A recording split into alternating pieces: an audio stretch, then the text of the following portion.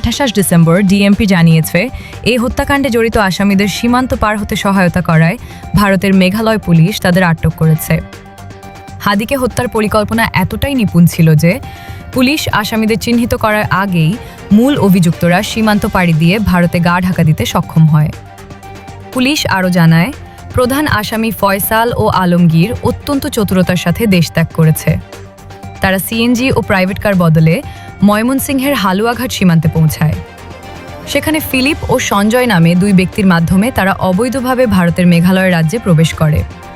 এরপর পুত্তি ও তার স্বামী নামে দুই ভারতীয় নাগরিক তাদের আশ্রয় ও পরিবহনের ব্যবস্থা করে দেয়। ইনফর্মাল চ্যানেলের মাধ্যমে তথ্যের আদান প্রদান হলে মেঘালয় পুলিশ পুত্তি ও তার স্বামীকে আটক করে।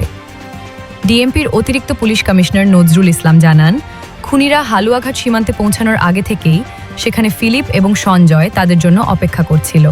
সীমান্ত পার হওয়ার পর পুত্তি তাদের ট্যাক্সি ড্রাইভার সামির কাছে হস্তান্তর করেন, যে তাদের মেঘালয়ের পুরা নামক একটি শহরে পৌঁছে দেয়।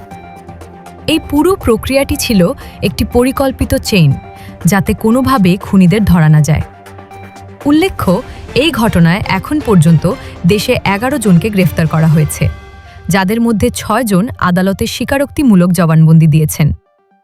পুলিশ জানিয়েছে, আগামী 7 থেকে 8 দিনের মধ্যে এই চাঞ্চল্যকর হত্যাকাণ্ডের অভিযোগপত্র আদালতে জমা দেওয়া হবে।